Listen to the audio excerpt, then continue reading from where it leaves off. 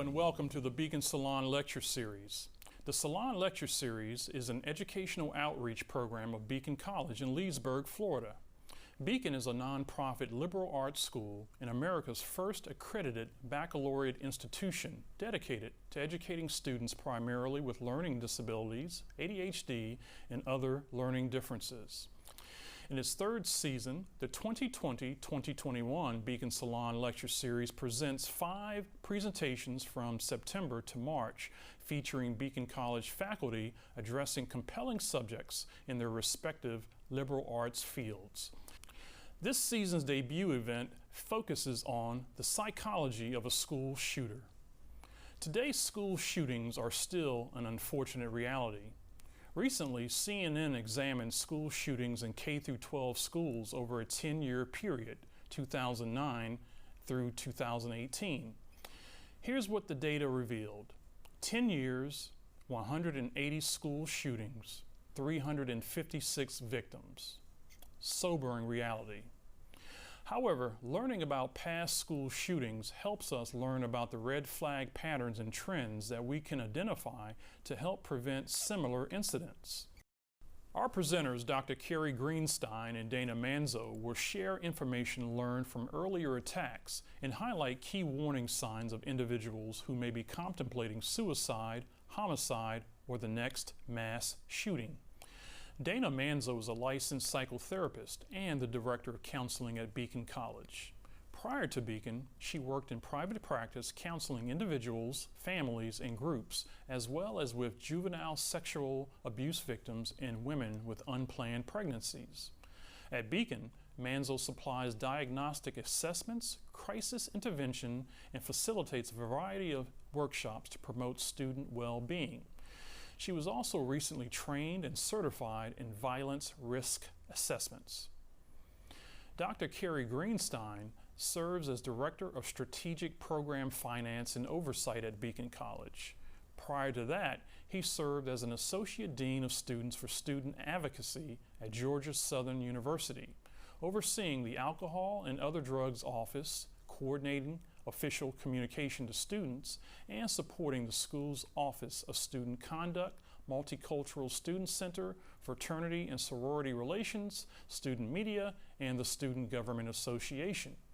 He also created the university's student communication plan to bolster campus safety. Now, the Beacon Salon Lecture Series presents The Psychology of a School Shooter.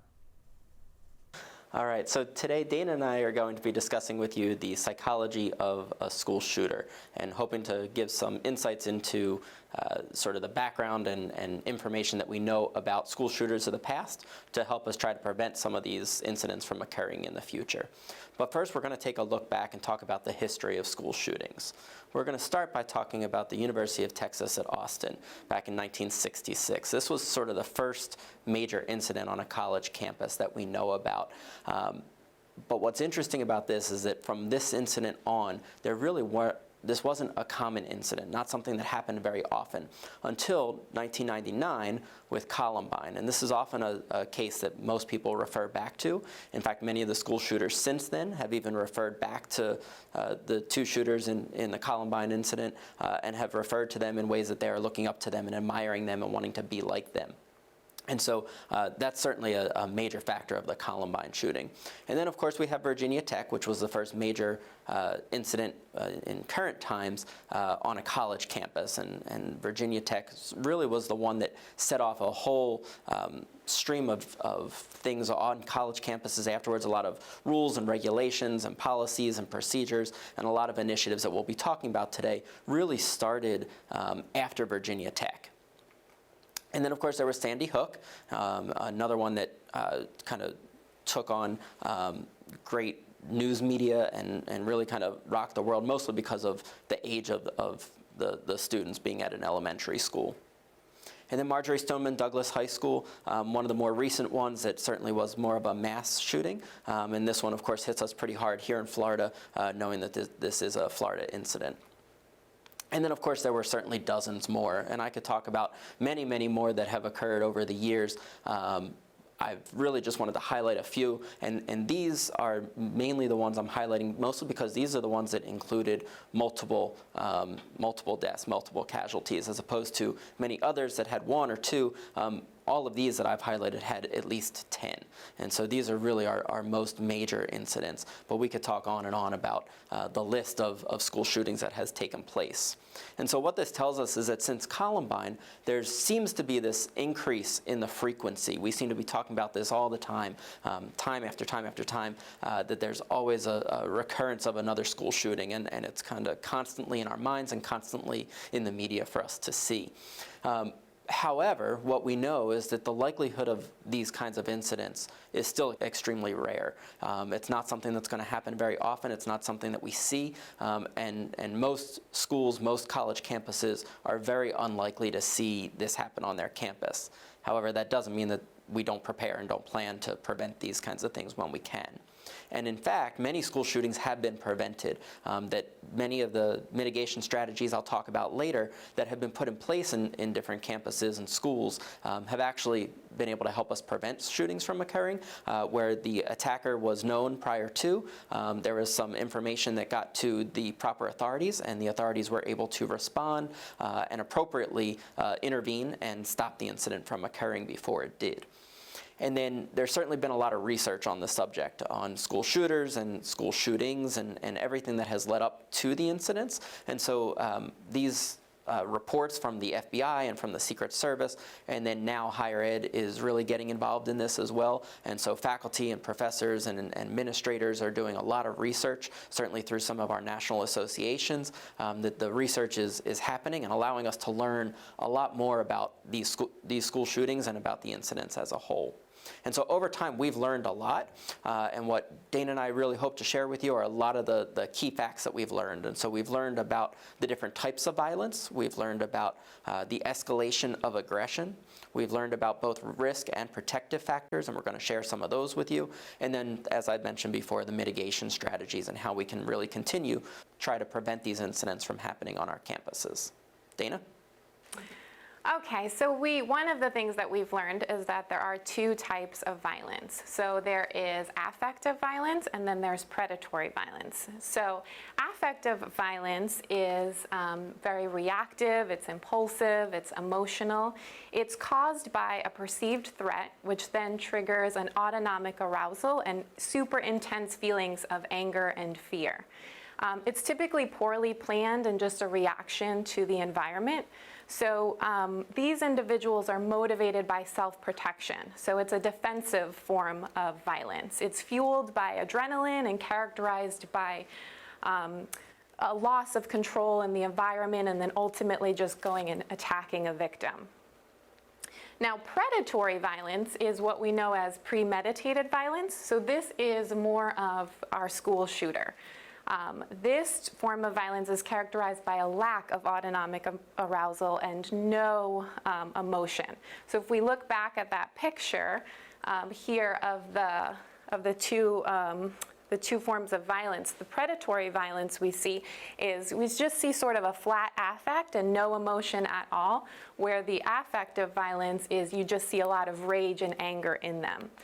So the predatory violence is it's very planned and it's targeted, and it follows through a progression of violence.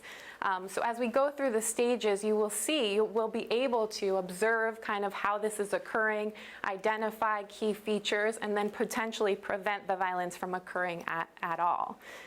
This form of violence comes with plotting and planning their revenge. So it's very strategic, it's focused, and it comes with a desire to fulfill a mission.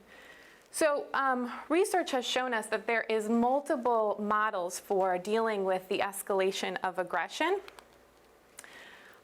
Three of the most famous models are the Nambita model, which goes through the 4 phases of violence. Then there is the Malloy model, which talks about the 7 warning signs of aggressive behavior. And then the aggressive continuum, which discusses the three different phases of the individual that progresses into violence. So for the purpose of today's discussion, we will talk about one of those models, and we will focus on the NIMBITA model of predatory violence. So this is a 4-phase progression, and it starts off with empowering thoughts. And these thoughts, this is when the individual has intense beliefs about a particular topic. So whether it be religion, politics, academic expectations, whatever it may be, but they feel very strongly about these beliefs. And they typically will filter out any information that doesn't agree with their beliefs. So you can see this type of belief on the clothing that they wear, or maybe some of their social media posts. Then the second phase is the escalating behaviors phase. Now they're sort of arguing and debating with others in a very harmful way. So they're really trying to impose their beliefs on you. And their way is the right way. It doesn't matter what the facts say.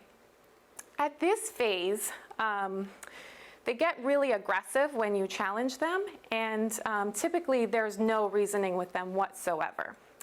Then the third stage is the elaboration of the threat. So now they've actually found a target, and they're focused on that target, and they're very fixated on that. So whether it be a group, an organization, an individual, or a department, they have decided that this is sort of their enemy. And so what they do is now they start to look for individuals that are going to align with them, that align with their beliefs.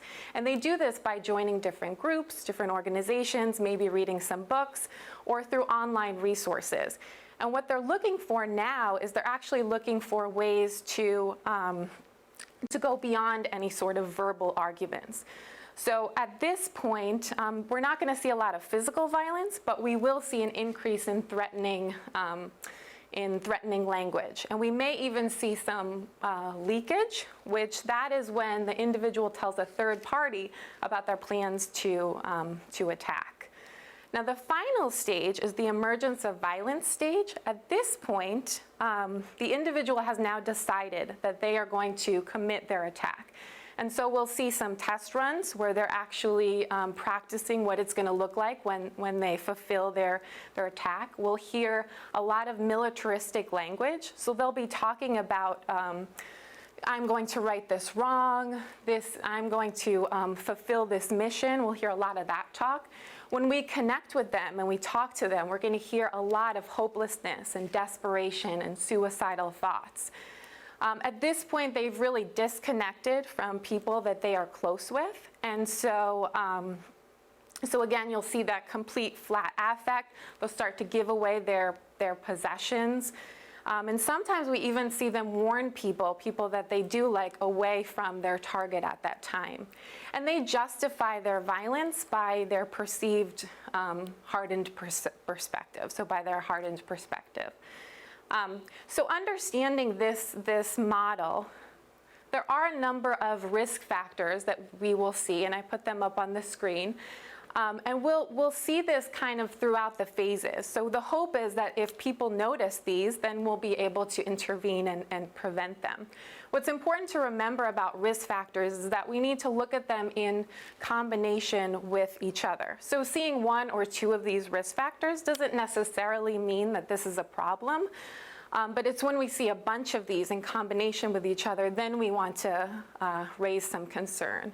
So maybe we'll hear a threat, whether it be an indirect threat, like you'll all be sorry one day, or a direct threat, I'm going to shoot up this school. Maybe we will hear that they have access to weapons, or we know they've been acquiring weapons, bombs, guns. There's this idea of objectification or depersonalization. This is when the individual actually dehumanizes a person in order to avoid any sort of emotional connection with them. So they'll be using languages like calling people animals or aliens, things like that. And then something to be really mindful of is this idea of a catalyst event. So this is any kind of life-changing event. any kind of loss. So it can be a loss of status, a loss of relationship, a loss of maybe they were removed from their social group, suspended or expelled from school. This type of loss can tend to be the trigger that motivates this individual to violence. So we want to be aware of that. And then when we're talking about risk factors, we also want to balance them against the protective factors. And these are the things that are going to actually prevent someone from following through on their actions. So for example, let's say we have a student who we know has a history of being bullied in his past. He recently has had a number of conflicts with authority, so maybe he is arguing with professors, got into some arguments with the dean. Some students have reported that they just feel kind of uncomfortable around him. Maybe we know that he collects he's a knife collector, and so this is going to raise some concern for us. But if we get to know him and we talk to him and we find out that he also is really engaged in his environment, he has a job that he loves, he has a very strong social and family network, but most importantly, he understands the consequences to his behaviors, then maybe we don't need to be as concerned. So it's really important that when we're looking at the risk factors and the protective factors, that we're looking at the whole story and we're bringing it all together. So now I'm going to send it back to Kerry, and he's going to tell us a little bit about some mitigation strategies. Well, thank you, Dana. So as she said, I want to talk a little bit about the mitigation strategies. Knowing all of the risk and protective factors and knowing that there's so much information available, schools have really tried a number of steps and strategies to try to prevent these things from happening. Some of which are not so effective. Things such as zero tolerance policies and profiling are maybe on the less likely to be effective end. Things like scared straight programs maybe don't have as much influence, but then there's other things that are certainly much more effective. Mentoring and conflict resolution have shown more support. And then certainly up to mental health assessments and risk assessments and threat assessments. That's really kind of where a lot of this has led, that schools and anyone involved in these situations, even workplaces as a whole, are utilizing mental health assessments and risk assessments and threat assessments. And that when information does come forward that someone has or presents some of the risk factors, they're really reaching out and trying to do these assessments to determine, as Dana was saying, what is that balance between the risk and the protective, and how much of a concern is this really? And so that's a lot of the things that we're really starting to look at.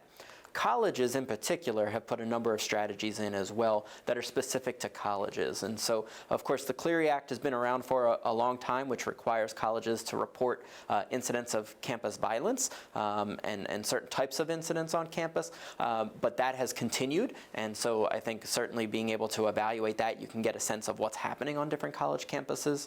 Emergency mass notification systems, that came out immediately after Virginia Tech, and the need to instantly notify a campus community of an incident, certainly for a shelter in place if there is an active shooter on campus, that you want people to stay where they are.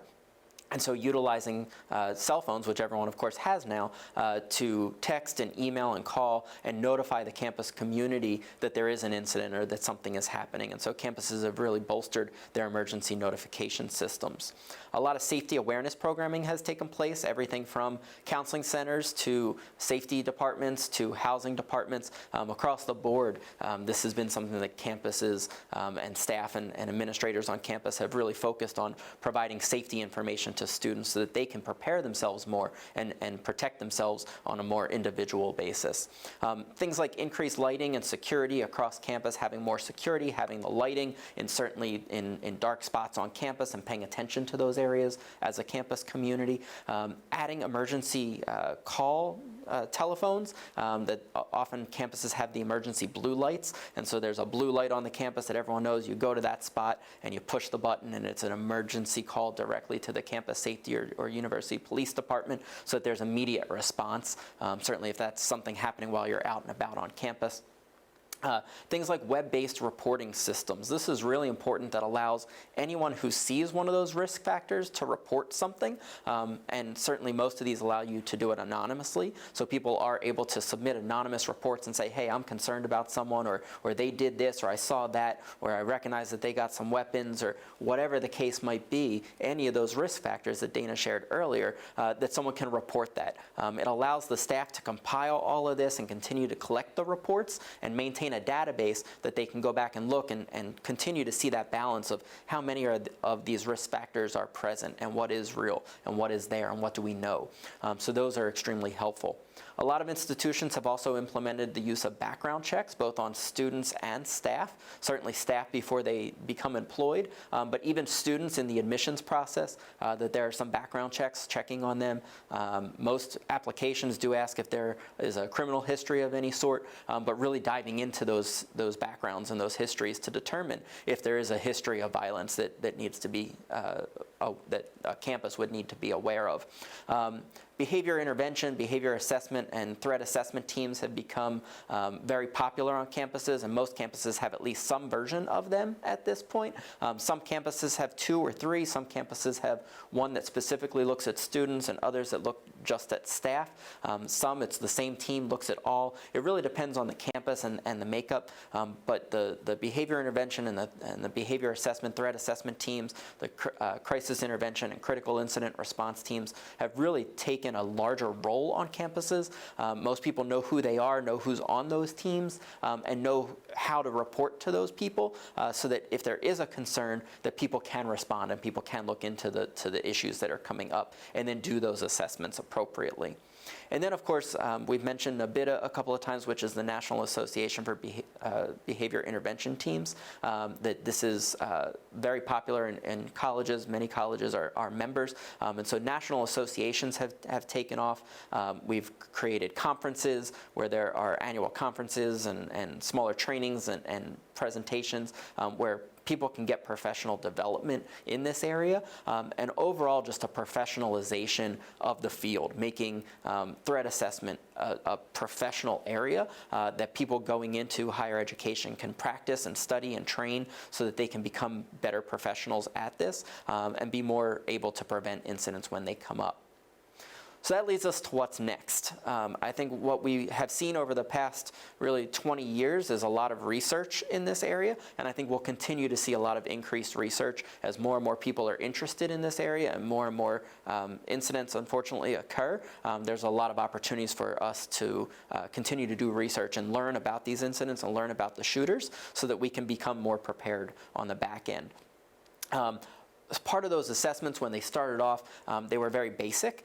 Over time, those assessments have continued to become very formalized, and so we now have very formalized assessments and rubrics, threat assessment rubrics to use, that you can standardize, that every student is treated the same way, every staff too, if you're reviewing staff, that we assess them on the same scale, on the same criteria, time and time again, and provide the same interventions that are appropriate to the level of risk that person presents. And this is both for individuals, but also in recent years for teams. So there's now risk rubrics and rubrics to determine how effective the team is being at assessing risk when there is risk coming up. So there are ways to evaluate whether or not the team is being effective at evaluating these things when they come up.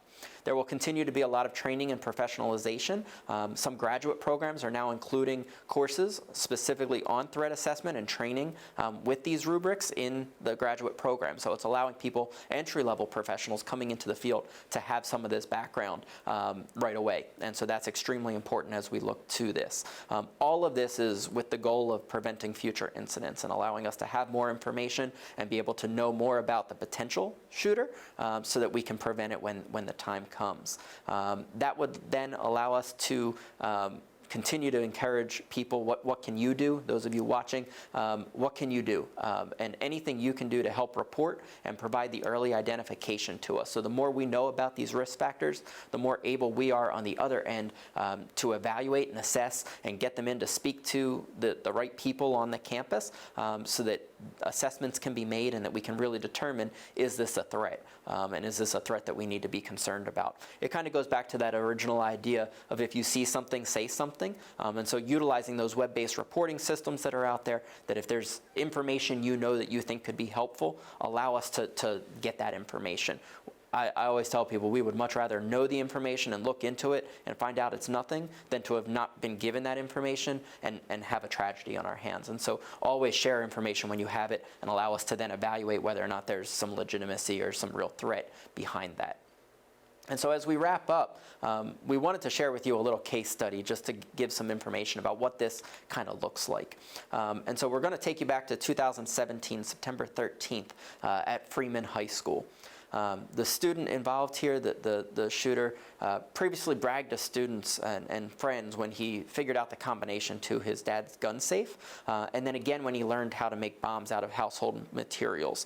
So he was really, as you think about the risk factors, looking at this access to weapons. He started to acquire this access and knowledge of bombs and weapons and how to get these things, so that became a key factor for him.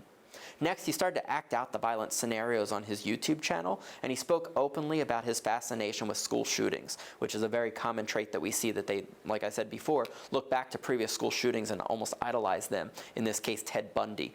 So he glorified the violence, another one of our major risk factors. And then he messaged a friend over Facebook asking if the friend could get him gasoline and tinfoil and fuses. He was continuing to try to acquire the weapons and acquire what he needed to make these weapons so that he could really have an impact on his campus.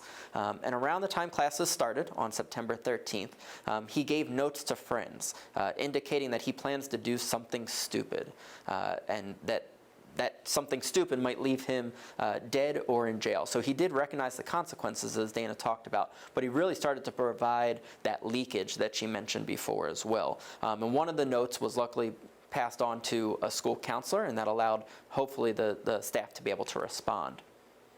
Going back to the affective and predatory violence, if you look at this kid here, really doesn't look like that angry, violent person that you often would think about, but he does have that flat affect that Dana spoke about before, and really just kind of staring into the camera and just kind of talking. He just looks like a normal kid. However, that morning, he did enter his school with his AR-15 and a handgun in his duffel bag, and he used the handgun to shoot another student who actually stepped in and tried to prevent the shooting.